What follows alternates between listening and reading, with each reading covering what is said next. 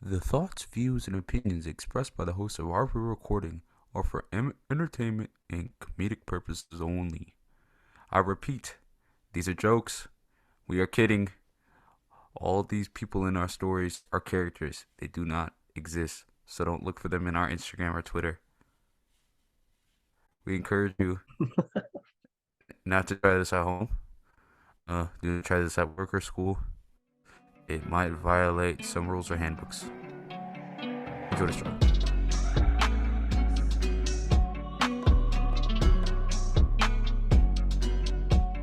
Thank you for the parental advisory warning, Ethan. Yeah. This is this is our recording, episode 8. You already know what it is, and obviously we had to break out the warning because we've had some people complaining about our content lately, Ethan.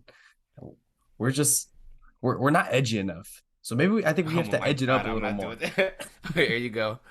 We're gonna become an alt-right podcast. Nah, I don't think Welcome we to would No ever become Jumper. no jumper. Who does that make me? You can be what's his name? You can be T-Rail. I'll be Adam.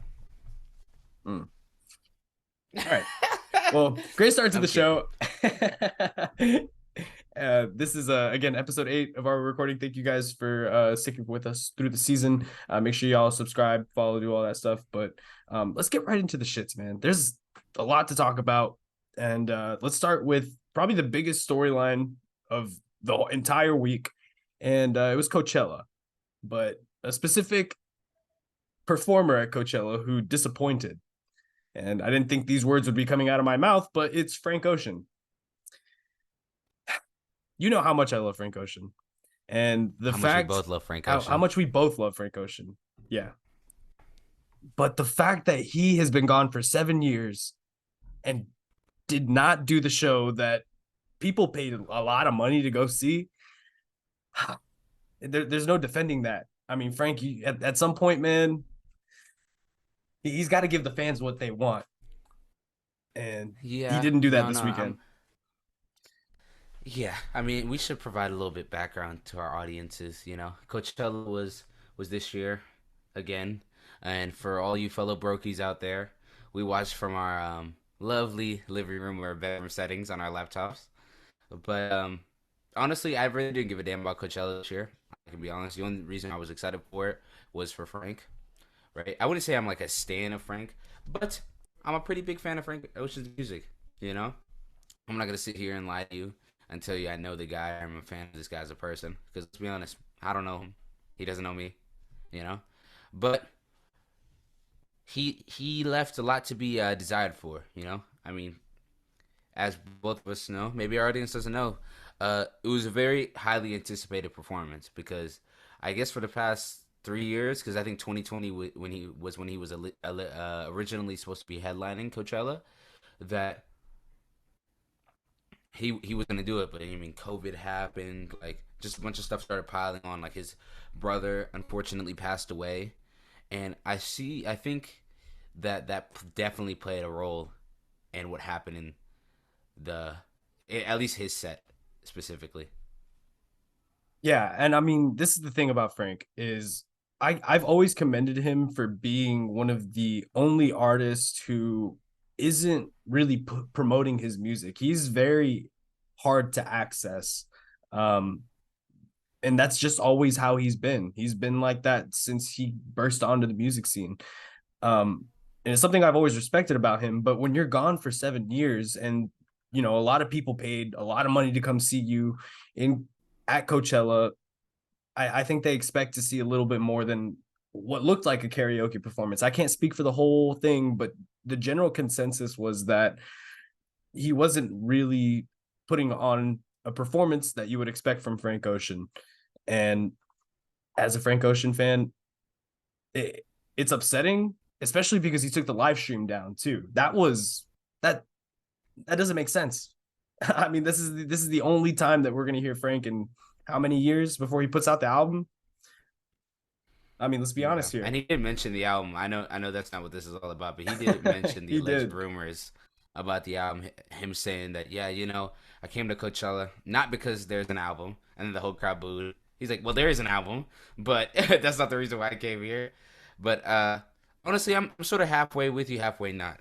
I guess my expectations have always been like lower for Frank Ocean in the sense of like I put him in the, I guess, the Kanye West category of scammers when it comes to music, musicians and their fans. Like I Okay. feel like this is something that he's always done. Like I don't know how people are surprised about this. I mean, just to touch on like just the whole stage and the performance itself, like I want to show a little bit of empathy because this is definitely something that was probably hard for him. You know, he talked about him losing his brother this past year and how he really didn't give a damn about Coachella, but Coachella is like his brother's favorite concert, and they used to go to it all the time. And you could very much see it on stage, like it was something very hard for him to do, just being up on that stage. And I commend him at the very least for that, you know. But honestly, I think the blame needs to be put on Coachella because I think we need to like start having conversations about Frank as an artist. Frank Ocean is not a headliner. Damn. Frank Ocean's as a headliner because of name and for mystery or mystique. But as an all in all performer, Frank Ocean, I don't think deserves that title. Wow. That's I don't know if I can say that, man, because I think Frank is still one of the most uber talented people in this on this planet. And there's a reason why all of these people showed up to see him. He hasn't put out an album in 7 years.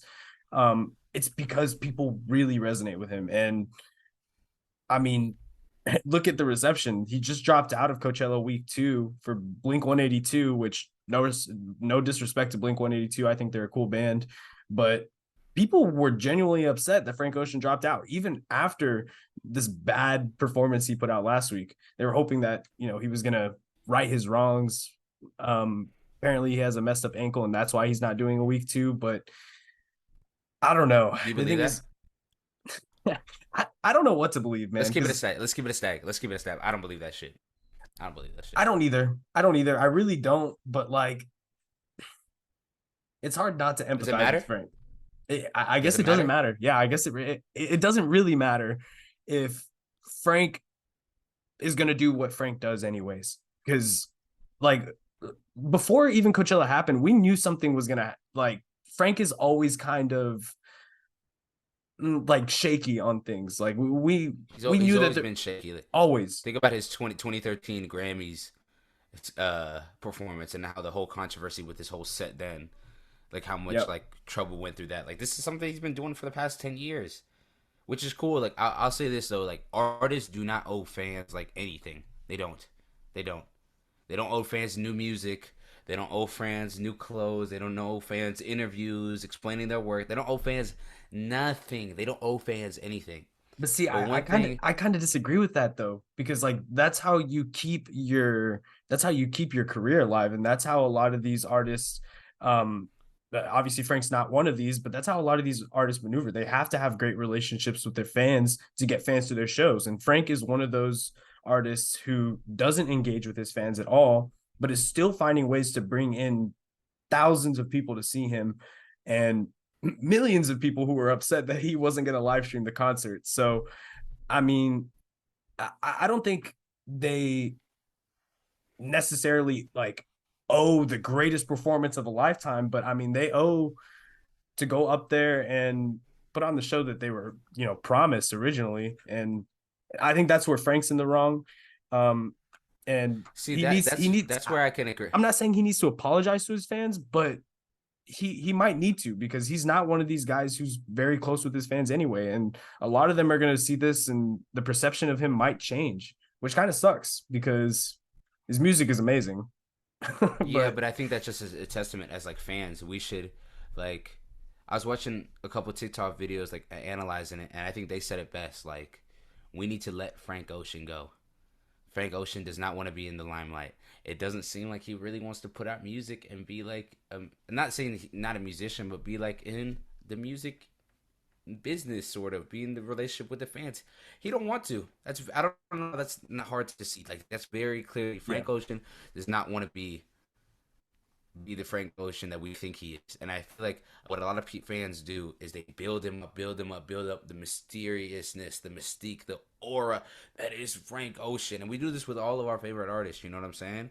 But they do it especially with Frank Ocean. And if this performance, if you want to call it that, showed me that, like, A, he's not ready to perform after what happened with his brother. And B, he don't really want to. And that goes to my points that he doesn't owe to fans. Like, if Frank, my whole thing is, Frank, you don't want to perform. At the end of the day, you don't ever have to perform again. And the fan, you already gave fans a little bit of music, any bit of music.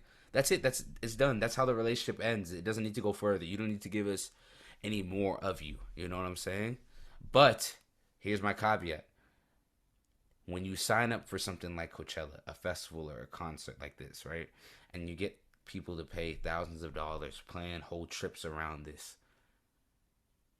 That's when I feel like the fans get a say, and they can critique the quality of your performance. Because at the end of the day, what's the difference between someone critiquing Frank Ocean and me critiquing a product I buy? Like me critiquing a remote for my TV, me critiquing a video game that I bought, me critiquing this laptop I got to Apple. Like, there is no difference.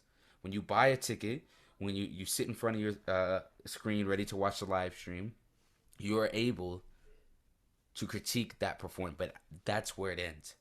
I feel like when fans now like getting upset, like, well, you did all this and there's no new music, there's no new blonded stuff, there's no new homeware jewelry, da da da da da. Like, that's when you're corny and you need to like stay in your own lane as a fan, you know. But it would be pretty cool if he dropped an album, though. Oh, it would have been amazing, but he was never doing that. And I think definitely after this, he's not doing this. He's not dropping any music for a long time. Okay, but Ethan, that might not be a problem anymore. Frank might not realize this, but he's expendable now. We have AI rappers who are changing the music scene. We have this Drake and Weeknd cover song. I don't know. It's been floating around Twitter, Instagram, everywhere, and there are several Drake AI songs. And they sound so realistic. It sounds exactly like Drake and Abel. Like, I was shocked. And if this is the wave, we might be in some problems artistically, because someone can just get Frank Ocean's voice, get it on some songs, and then Frank is what? Like, I don't know. What do you think about these AI rappers, man? I think it's absolutely fucking disgusting. Like, I think we talk about like haha kikiing it, like it's funny, da da da. But we talked about this like I think like a year ago with the AI rapper itself. Yeah. What was his name? AI Mecca or something, right? Yeah. Something Mecca, where it was just like it was a very like racist, like mumble rapping like type thing. It was nasty. We saw this a couple months ago. This is just them elevating the technology. You know what I'm saying? Like, yeah. It's just, I got a conspiracy here. This is what they're trying to do. They're trying to replace all the rappers. They've been trying to replace all the rappers. Like, and I saw that like UMG and like Universal and all this stuff, they're trying to take down the song, which I mean makes sense. Like, if you own like I guess a certain part of Drake's music or The Weeknd's music, you're not gonna have an AI robot that sounds exactly like him. Like, come and steal his flow, basically. Basically, yeah. Right? Which is gonna end down a slip. I think is gonna be interesting for like just a slippery slope in general when it comes to like artists and musicians like owning like their AI masters or their voice masters. Because if you think about it, there's already arguments now about streaming. Like, what if the everyday fan now is able to make their own Kanye West song? They're able to make their own Taylor Swift song from home, right? And just like sort of like chat GPT, just put in their own lyrics and have Taylor Swift sing voice, and then just save it to your phone. You know how insane that is, bro? Yeah. Imagine if they did that with a podcast. They had like Ethan and Gage, like Chat GPT. They put in our own like podcaster topics, because then you can get us saying like crazy things, you know? Yeah. I mean, there are already seasons of us saying crazy things. Maybe a compilation coming at the end of the season. We'll see. Yeah. But yeah, I mean, this is, like you said, this opens up a whole can of worms. If someone were to, you know, like you said, create this AI generated voices of Ethan and Gage, they could get us to say some incriminating stuff and look exactly like us, sound like us, and how are we supposed to like argue it? It looks Yeah. so, it sounds so realistic. Like again, if you had played that song for me and I had no idea that this was like a thing, I would have told you that was Drake and The Weeknd on that song, which You know, you know is the crazy. funny thing is that Drake and Weeknd like AI song sounds better than the Drake song that he released like a week ago. The Search and Rescue.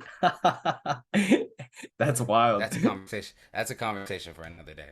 But I think it just ends It's better than like a honestly weird slow. Nevermind too.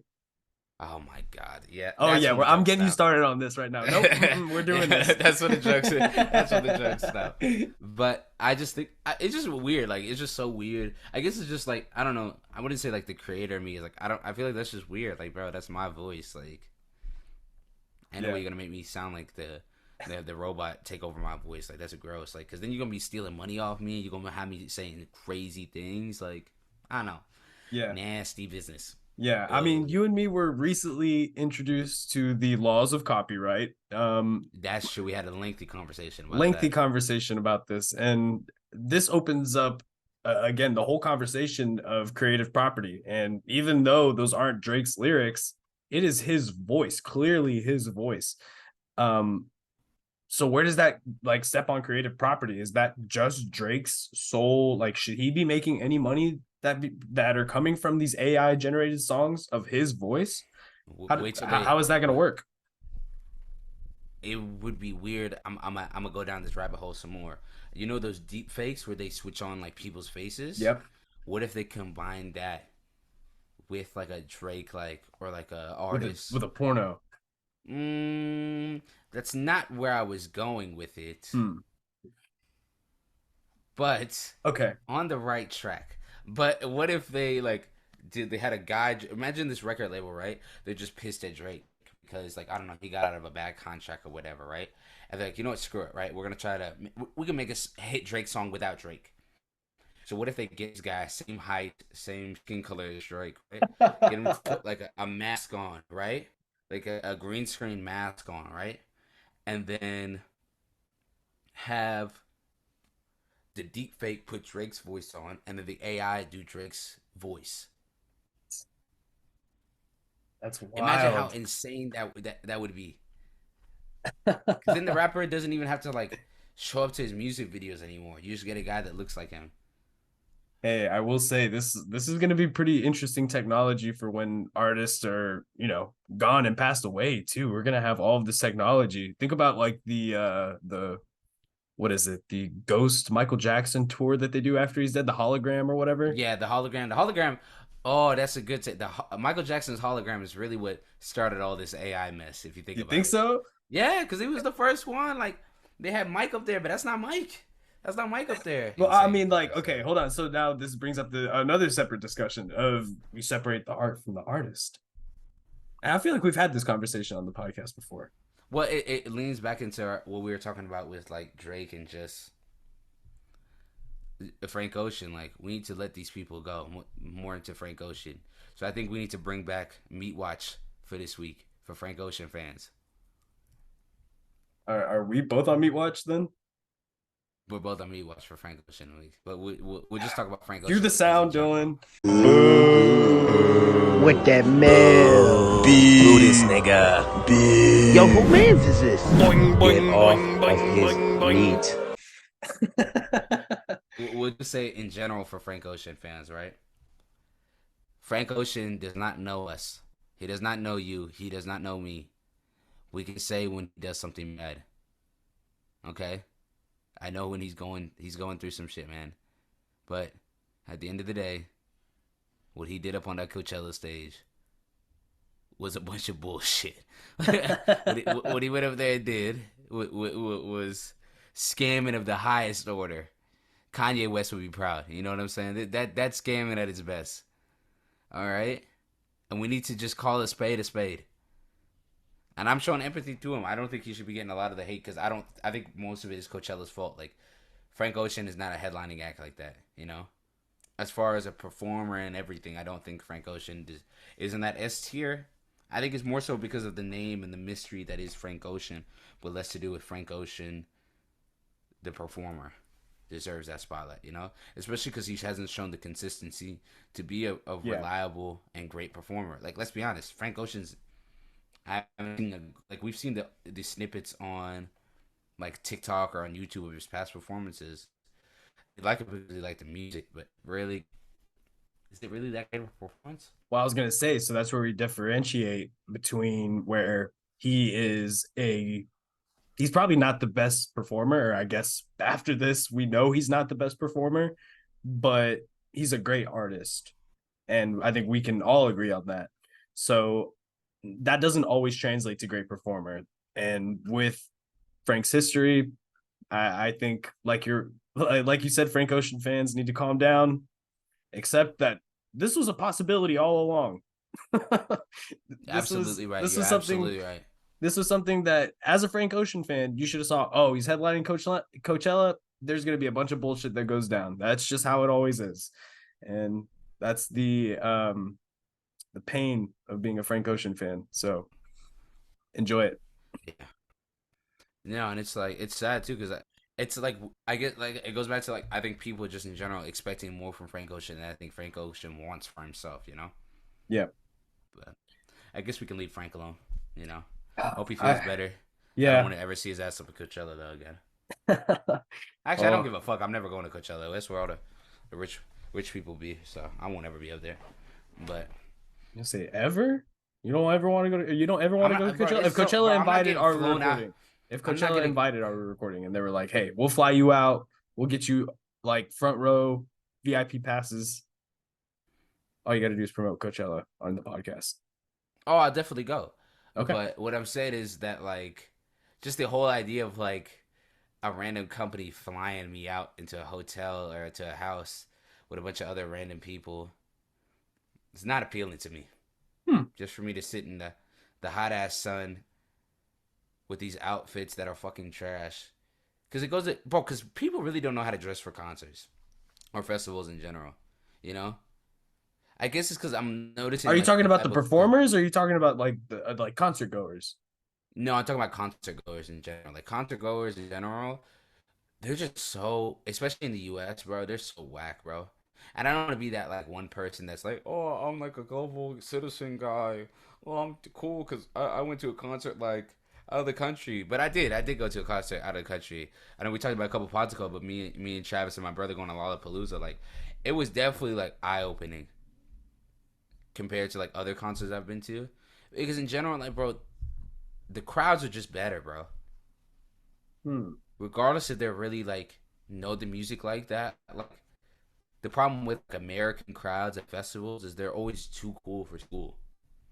Like always too cool to just like I guess like just sing along or like dance to the music or in the crowd. You know what I'm saying? That's just an observation I've noticed, and I think like you can find like snippets of other like artists saying the same thing. Yeah, interesting. Look at the Coachella crowds. They look so lame.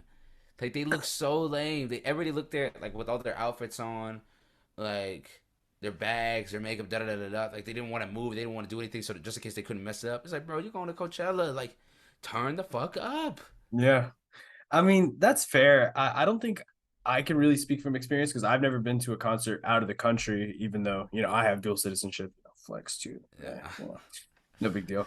But like I definitely feel that like I don't know if you got this, but do you remember we went to go see Don Toliver in Houston, and I told you that Houston crowd was one of the best crowds that I had ever been a part of. Like everyone was vibing.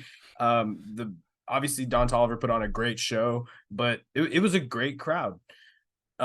And you can definitely see like when you go to different places like where the energy is better. So the fact that you're saying like in a different country, in Argentina, they don't give a shit. They don't give a fuck. It's always vibes over there. I mean, I believe it. And that's what it should be at concert. It's just like, bro, like I want to go up into a concert with my dirty fucking sneakers on, shorts, hoodies. I don't want to worry about my phone, my wallet, my keys. I just want to go over there, enjoy the music. If I take a couple of flicks, I take a couple of flicks. If I record a show, some of it cool, but like enjoy the show. You know what I'm saying? Yeah. People worry too much about like just like Stuff they Okay. shouldn't worry about at concerts. you know? Okay. So give me like your go-to if someone is listening to this and they're planning on going to a festival, what's like your go-to fit? What are the essentials that you need for a festival? All right. So this is what you got to do, right? You gotta show up with some beat ups because let's be honest, right? No matter what festival you go into, it's gonna be outside. It's gonna be dirty. You're gonna get your shoes stomped on, right?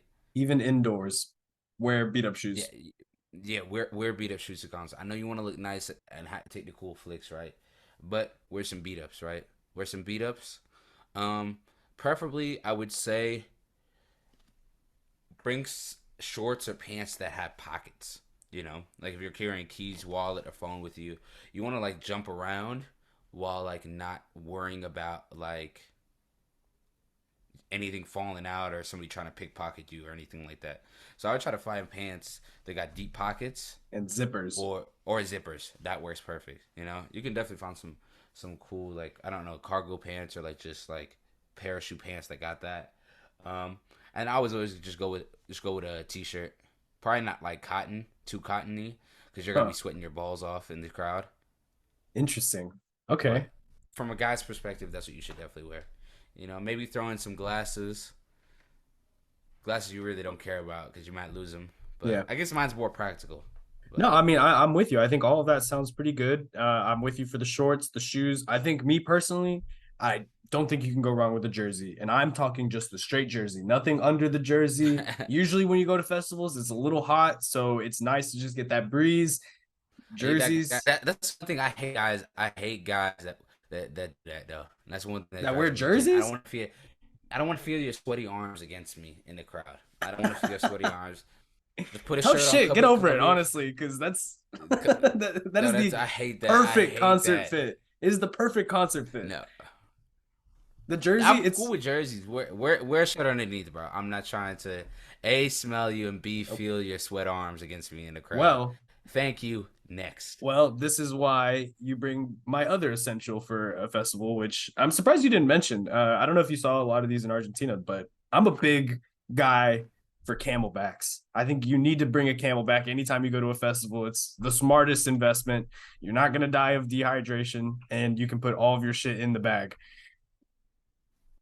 I don't think there's anything. I don't know, like, there's nothing wrong with bringing a camera. I've never brought one. I've always been the type of guy, like, I'm just going to buy water when I get there. Even though water See, they tax. That's what I'm saying. You can fill up the camelback at one of the free water stations. You save yourself some money too. Big brains.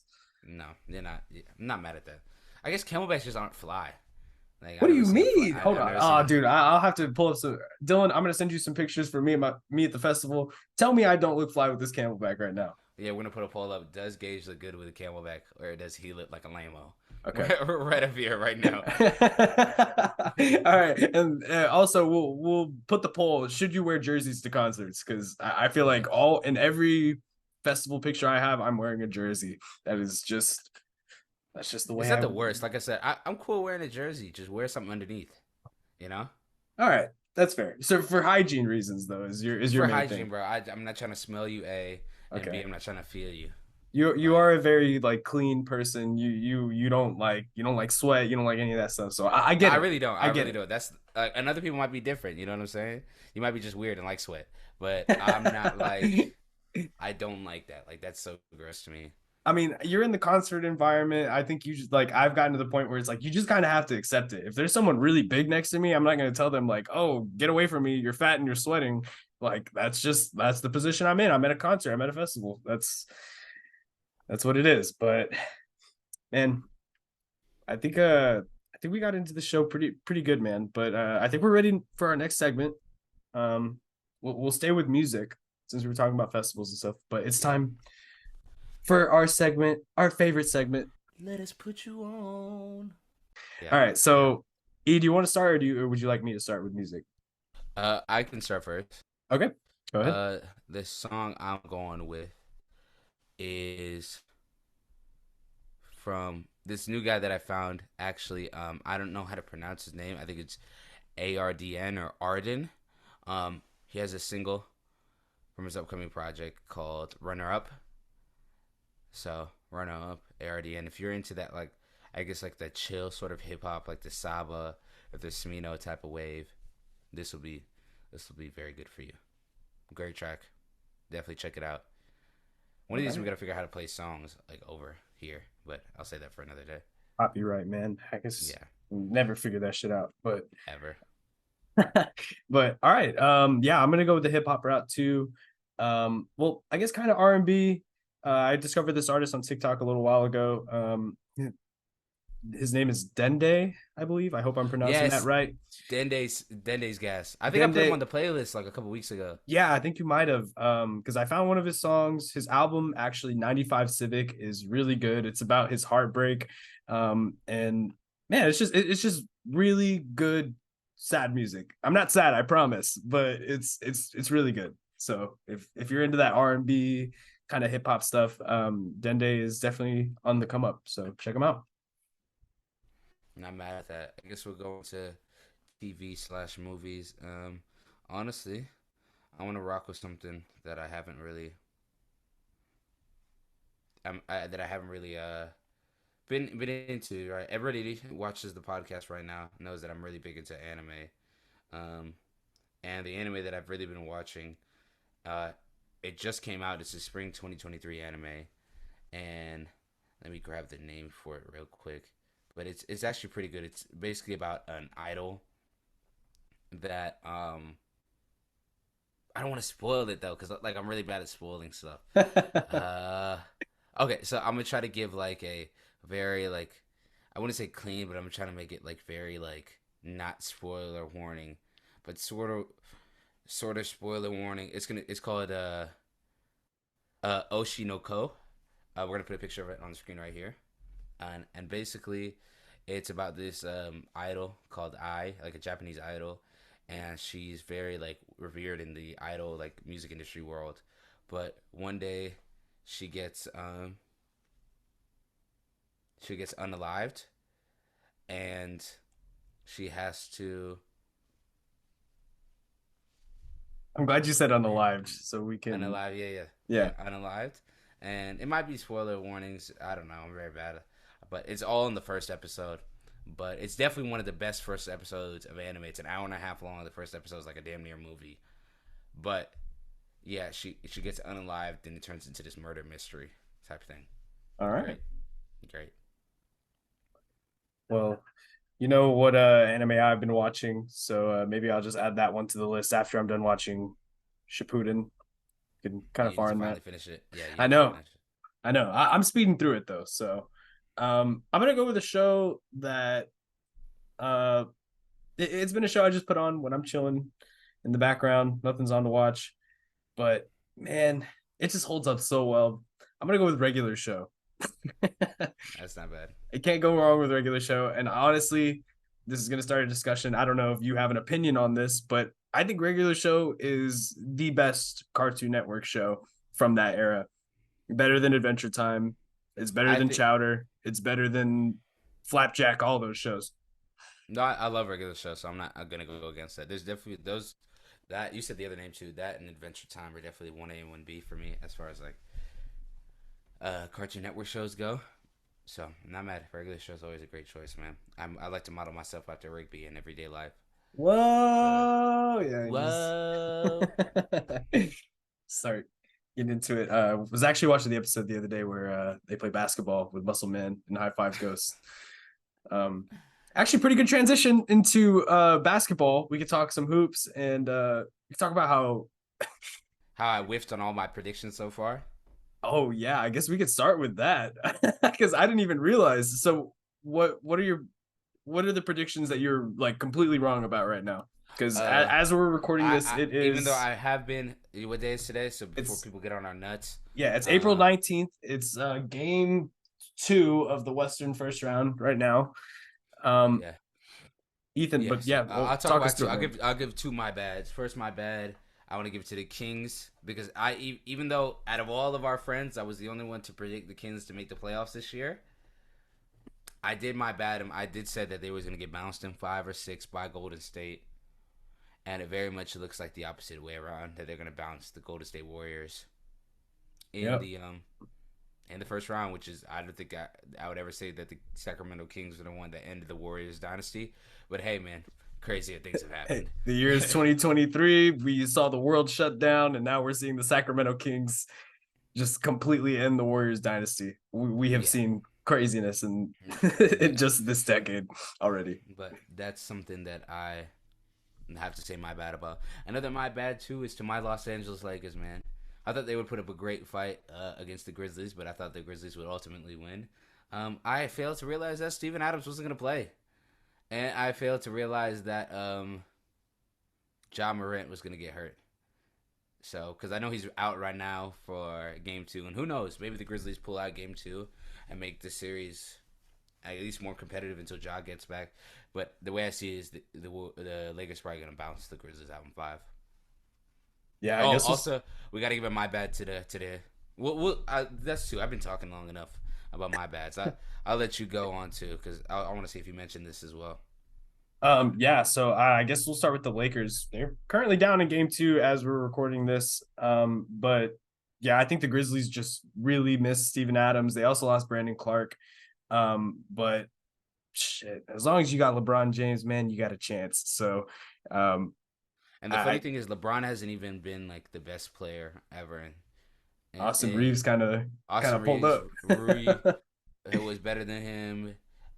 What's his name too? AD. Yeah. If AD can keep playing like this, I think it's gonna be tough. Yeah. I might have to amend my pick, and because actually my pick is kind of still. I remember us speaking about it specifically. I very much think that either Philly or Denver, one of those two teams, are gonna make the finals. Okay. And the way I see it right now, it's gonna be close. I can very much see it because we haven't talked about the East yet and the big what could be upset. Milwaukee's kind of low-key fucked. Yeah, Giannis is out Game 2. They're already down in the series, and yeah, it's not looking good for them. But they need Giannis to come back. They need him. They need him to come back. And hopefully they can pull out a win tonight too. But it's an absolute must-win because if not, win. Like, they're gonna be in trouble because they're basically gonna have to win 4 on the bounce. Yep. And that's not a position you want to be in. If there's anyone I trust, it's Giannis, but obviously we'll have to see how his health is. Miami team, man, is I don't think we gave enough credit. Miami team this year has not been good whatsoever. Mm-mm. But the one thing they are is experience, especially in the playoffs, and they give the Bucks a run for their money. And yeah, they took advantage of them in Game 1, and they look like they're about to do the same thing in Game 2. Because they played tonight, right? Yeah, it's unfortunate to see these players like not having these players in the games affect these series because obviously, Giannis playing in the rest of Game 1 might change the outcome, and Giannis playing in the rest of the series, we're probably not talking about the Heat even competing. But I mean, we're seeing it in the Memphis series, like you said with Ja, he got hurt. Tyler Hero got hurt in the Miami series. They're down one of their best shooters.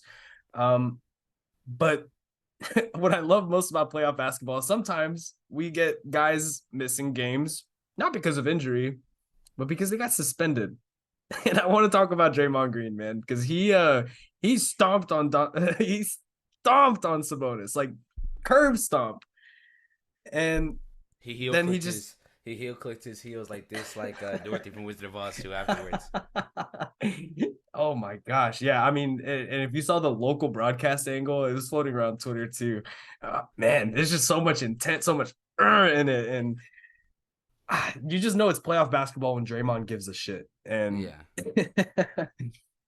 But no, it's tough too because like it goes in the conversation. I think both of us are. Hold on. So, but hold on. So I don't know if you've heard my take on this, but like to be fair, completely fair to Draymond. I think Draymond is a great player. Obviously, like the reason why he got suspended and why he got ejected is because of his prior history.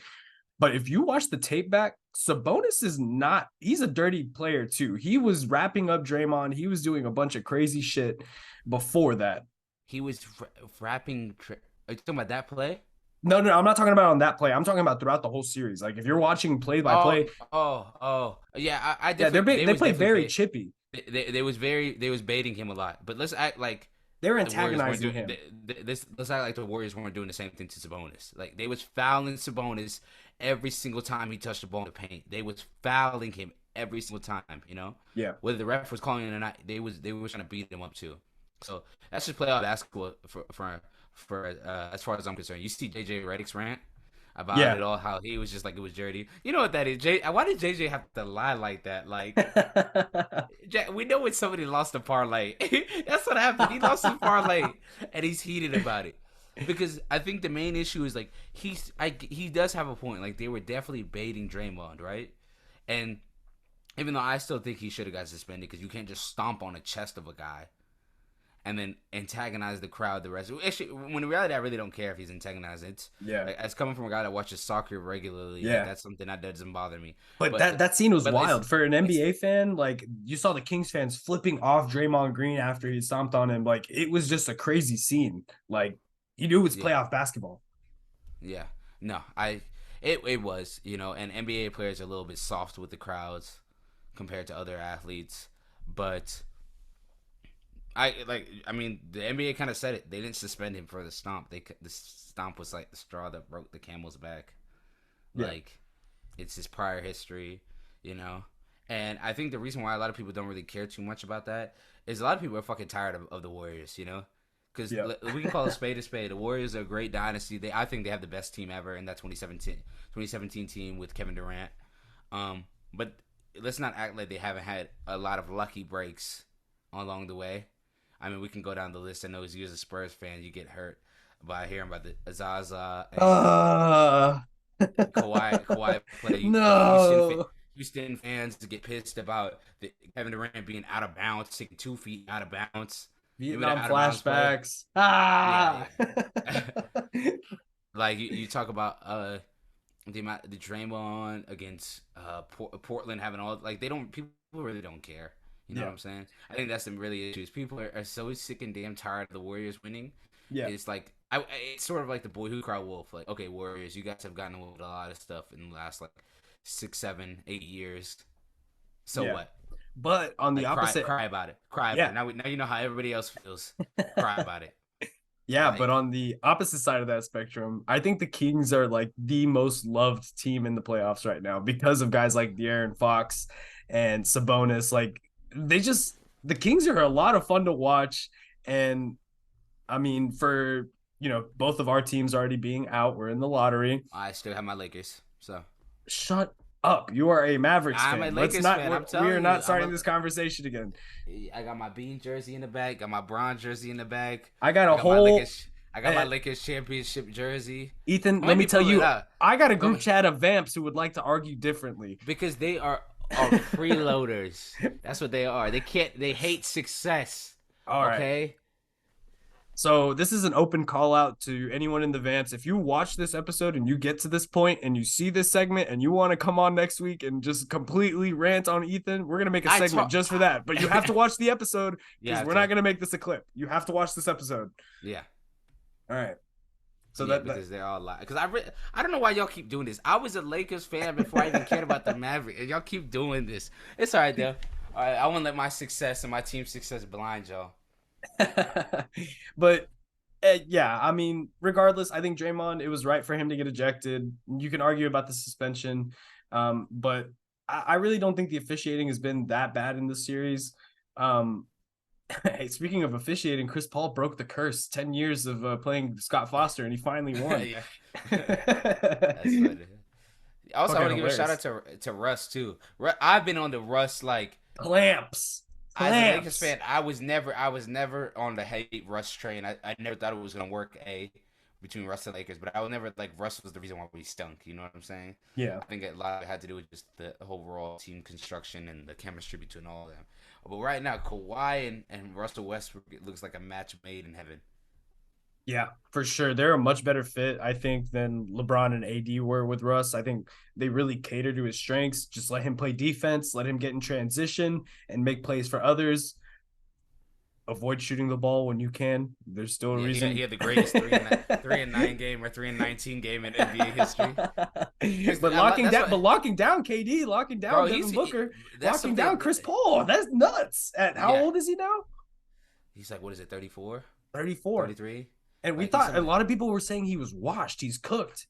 But here he is providing. He's not. He's providing very good minutes in playoff in playoff basketball games. So shout out to Russell Westbrook, man. Keep doing your thing, and don't let these Russell Westbrook people call you. Yeah, I know the Russell Westbrook, man. That he got so heated about that. The thing I still love about Russ too, I don't know if you saw that clip. He was in the locker room. The fan? Yeah. That shit was crazy. He was telling him like, "Watch your fucking mouth," and I was just like, "Yeah, Russ, talk your shit, man." My whole thing is I have no problem with Russ pressing the fan. You know, I don't either. If the fan is talking disrespectful to Russ, why the fuck should he not be able to counter back, especially in LA, man? I mean, you know who he is. Put some respect on his name, former MVP. No, I'm not. I'm not against it. You know what I'm saying? Like I said, but we're gonna have a conversation one of these days, right? A real argument about that. I really do think these basketball players are soft when it comes to fan interactions. Like, I guess it's just a soccer fan in me. Like, I see how soccer fans treat players, and it's like, bro, y'all don't know how good y'all got it, bro. Yeah, you'll get a couple slurs, you get a couple middle fingers here and there. Y'all don't get it as bad as these soccer players do.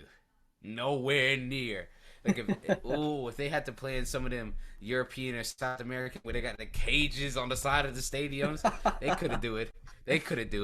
No, I know they had to ban the cowbells from the Kings Arena because the Warriors GM Bob Myers did not like it. So I mean, if we're that soft to ban cowbells. Yeah.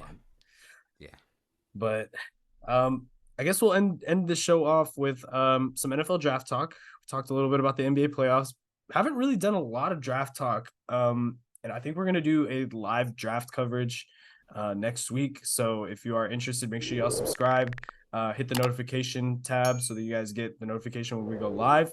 We'll just be talking about the picks as they happen, and yeah, just have some fun with all the guys in here. So if you're interested, just make sure you subscribe to that. But Ethan, I just want to get your like initial thoughts on like what you think about this draft class and how you feel about the Cowboys offseason so far. Well, I'm gonna take that question in two parts. As overall as like the draft, actually, I'm semi-excited. You know, it's always weird when your team is. It's a good and a bad thing where a team's sort of picking at the end of the draft, especially the first round, because you're like, oh yeah, we had a pretty good year the year before, but also it's like we're not gonna get some of those like stud guys that we see in the commercials and everything like that. But which is cool, you know what I'm saying? I think the Cowboys have had a great offseason. I think they have definitely hit a couple of their a lot of their needs when it comes to the cornerback and wide receiver with Stephon Gilmore and Brandon Cooks. But as far as a Cowboys fan, what I'm really looking forward to is I think Dallas definitely needs to beef up the offensive line. I think losing Connor McGovern and losing just in general the offensive line getting older. Like, I don't know if Jason Peters is coming back this year or not. Probably not. Tyron Smith is like 40 years old, and he's an all-timer, but he's, like I said, 40 years old. I think that's where Dallas's priorities need to be. I know we can get caught in the limelight of getting guys like the Jackson Smith and Jigbas and the Bijan Robinsons, but I think Dallas really should just don't reach. That's all I'm saying. I think we're in a very much in a position where we can take best player available, so let's use it to our advantage. But I know as a Packers fan, you must be feeling bad about where you guys are, which is cool with me. I'm happy where y'all are. I hope y'all stay where y'all are for a long time. But just I mean, listen here. That was some elite level hate, and I was just about to say, man. I mean, like you're just praying on the Packers' downfall, but it's okay because next season Jordan Love is going to be a top 3 quarterback in the NFC. You can quote me on that. Top 3 quarterback in the NFC. We'll be better than Kirk Cousins. Yuck. Better than Justin Fields. Anyway, sorry. Yuck. I had to get my agenda off. But the thing that bothers me about the Packers offseason so far is that they haven't gotten the Aaron Rodgers trade done. I've kind of accepted it's going to happen when it happens. And regardless, they've got to attack the pressing needs. And for me, they have to get a wide receiver. Right now, all they have is Christian Watson and Romeo Doubs. And my dream pick is Jackson Smith and Jigba. I think he would fit perfectly with those two guys, and you give Jordan Love a elite weapon his first year. I think that's obviously the right pick, but knowing the Packers, they're probably not going to do that. So I better start doing some research on edge rushers and offensive linemen because that's probably where the Packers are going to draft. But I'm just excited about this draft class as a whole. I think the quarterback class is caused a lot of controversy about who's the best, who should the Panthers take with number one. Should the Texans draft one this year? There's just a lot of conversations about those guys, but the corner class is deep.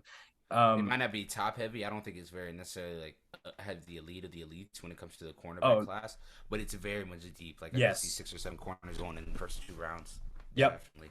Yep. Corners are very deep in this draft. The defensive line is very deep in this draft. So it's exciting. There are some really exciting players out there. None more exciting than Bijan Robinson, in my opinion, which there has been some talk about the Dallas Cowboys picking him up, and we've talked about it on the podcast. You've already made it clear you don't really want it, but how would you feel about this? Is something that I've been seeing a lot of speculation on, that Bijan does go in the top 10 and he gets picked by the Philadelphia Eagles at number 10. How would you feel about that? I would be absolutely disgusted. I feel like it'd be a betrayal. I'm just playing. I really wouldn't care. Like, I'm at the point now with the Cowboys where, like, especially when that running back situation is, I'm a Bijan like truther. For the past 2 years, me, you, and the guy, mostly like I've been telling you and the guys how I feel about Bijan Robinson, how I think he's amazing. I'm proud he's a Dallas kid. He's from Dallas. He's like that. Like I love. I might be lying. He's not even from Dallas, but he just radiates Dallas energy. But no, I feel like we're falling in the same trap if we get him, like what happened with Zeke, in the sense of like we have an opportunity to bolster the roster anywhere else, literally, and we would undo the hard work we did. Like, not saying Bijan wouldn't be as good as Tony Pollard or something like that. It's like, okay, Tony Pollard is really good. You just gave him franchise tag him. You're probably gonna sign him long term. You sign Ronald Jones, a good backup running back. You don't need to get Bijan in the first round. Yeah, you don't. You really don't. Get away from that temptation. But you don't need to get him in the first round. But as a division rival of the Eagles, what do you think about them taking Bijan? He'd hoop with the Eagles, but I'm not really. I'd be annoyed. I'd be worried. Jalen just got paid too. Yeah, I know, the highest paid running back ever. So I'm happy for him. Wow! Don't disrespect my guy Jalen like that. Oh my God! Jalen Hurts is him. Yeah, Timothy. But I don't want to see him go to the Eagles. I would literally take him anywhere else. But honestly, there's not many 2 places that, like, I think he's gonna go in the first round. But I feel like Bijan's gonna go to a team we don't think he's gonna go to. Maybe a team like Minnesota. That would be sickening. I do not want to see him in my division, just as much as you don't want to, unless he's on my team. And it doesn't look like either of our teams are in a position to draft him. I think you guys more likely than the Packers. But okay, let's play before we end the show. Let's play a kind of a simulation. You are the general manager of the Carolina Panthers with the number 1 overall pick. Which quarterback are you taking and why? Bryce Young. I think he's far and away the best quarterback in the class. Okay. I think what really taught me that was this game. I'm very much a game tape guy. Like, what you show me, the measurables are cool, the combine's cool, the stats are cool. Like, what you show me in your tape, that's kind of what I lean on the most. And it's what he did this last year with Alabama. When this Alabama team this past year was not good. One of the worst Alabama teams I've ever seen, which is okay with me. I do not like Alabama. But he dragged them to victories. I'm talking about ones against Texas. Like, he made them competitive. They would have lost a lot more games without Bryce Young. Would they lose like 4 games this year? 3-4 games this year? They definitely would have been in the 6 and 7s if he didn't play this year. Yeah, absolutely. He definitely bailed them out so many times. I'm with you. A lot of people are scared about like his height and weight, just him being like a smaller, frail guy. But I think like you can't ignore how good he is, man. If you just, like I said, you could try to protect him, then you'll be in good standing. I'm with you. That's kind of where I'm at with Bryce Young too. I think he's got all of the tools, the intangibles. Teams seem to love him, and one of the biggest things has been his size. But besides getting hit, I don't really see that being a problem. He's only had 2 passes batted his entire college career as a 6-foot quarterback, sub 6-foot quarterback. That's Russell Wilson like. I mean, he only had 4 passes batted down in college. So I think it can work. They just got to build a team around him. And I think Bryce Young is the clear consensus number one quarterback in my opinion. Number two is kind of up in the air though, because I feel like a lot of people have CJ Stroud as the consensus, but I don't know, man. I'm still skeptical about the Ohio State quarterback. And if I'm the Texans at 2, I'm maybe looking at seeing if another team maybe wants to trade up and see if we can wait till next year to draft Caleb Williams or Drake May. I'm very much in that boat. Like if I'm the Texans, if Bryce Young isn't there at 2, that's okay. That's okay. If I'm D'Amico Ryan, I want to build this team in the similar mold as the 49ers. And for that to happen, you got to start with a dominant D-line. And what better way when you got 2, I think, very elite, dominant defensive linemen at the beginning of the draft, whether it's Jalen Carter, I know his off-the-field concerns probably won't lend him being picked in the top 5, or Will Anderson Jr., and I don't think they can go wrong. Yeah, even Tyree Wilson is really good. He's got a lot of potential. Obviously, not the crazy prospects that we see with Carter and Anderson, but like we said, this D-line class is really, really deep. And D'Amico Ryans, like you said, would probably want to go defense. So, and I don't see what's wrong with them picking D-line, and then like you said, waiting for Caleb Williams and Drake May the next year, because they have two picks in the top 10 this year. What's to say they don't pick for hypothetical reasons? What's the reason? What's to say they don't pick Will Anderson at the beginning of the first round and pick up a Hendon Hooker at the end of the first round, or double up and pick a Nolan Smith? Yeah. See, that's not bad. You know, you're gonna have to watch another year of what's his name, Davis Mills. Davis Mills. I know Furnace loves Davis Mills. You're gonna have to watch another year of that, and you're probably gonna stink and win like 4 games. But on the bright side, you'll probably end up with Caleb Williams and Drake May the next year. And the team is going to be a lot better too, because you're building out the talent. When you get a guy like Will Anderson in the room, and you get a guy like Stingley last year, just building the roster so that when that young quarterback does get there and he has a complete team, it's so much easier for him to make the transition rather than trying to grow as the team is growing. So I'm kind of in the same boat. I'm not really high on CJ Stroud in comparison to other quarterbacks in the past. But I'm interested to see how you rank the quarterbacks, because I know we've had a lot of conversations about Will Levis on this channel. I'm a Will Levis believer. You mean Blaine Gabbert? Wow. No, I actually saw his pro comparisons were Jay Cutler and Sam Darnold. Yeah, it's not looking good for you, boy. It's not looking good. But on the bright side, he got the stamp of approval from Peyton Manning, so that gives me hope. Yeah. No, honestly, the way I got the quarterbacks, I got Bryce 1, CJ 2. I think. Don't do it. Don't do it. I know. Don't do it. Hendon Hooker at 3. Oh my God. Come on. Hendon Hooker's legit. I know he's 25 years old. He's old as dirt, but he's just so much better than him, Anthony Richardson, and Will Levis. I'd rather take. I'm mad at people picking Anthony Richardson over Hendon Hooker. I'm not against that. But Hendon Hooker is so much better than Will Levis. I don't care that he's 25. He is so much better than Will Levis. Wrong. I just don't like Will Levis as a prospect. Like him playing in the SEC did not help him. He was not good. See, that's where you're wrong, my friend. Movie. That's okay, tell me why I'm wrong. That's why you're wrong, man. Because Will Levis, I think people are so quick to just call him the next bust. But when you look at what he did his junior year, when he was healthy and had some decent weapons around him, Wan'Dale Robinson had a better offensive line than he had his senior year. And his senior year, he was banged up. So we didn't see that same level of athleticism. He still played pretty competitively in the SEC on a terrible Kentucky team. But what really intrigues me about him is just like the spin that he has on that ball, man. He's got all of the athletic traits, and when you just watch him throw it, there's just something special about it. So I like Will Levis. I think I have him as my 3rd ranked quarterback, and then I have Anthony Richardson, and then I have Hendon Hooker. And that's not to say that Hendon Hooker wasn't a good quarterback or isn't a good quarterback, but like you said, there are these problems with him. He's 25. He's coming off a major knee injury, and I mean, I just don't know how many teams are going to be looking for that in the first round. But I definitely do think he'll go he'll definitely go in the 2nd or 3rd.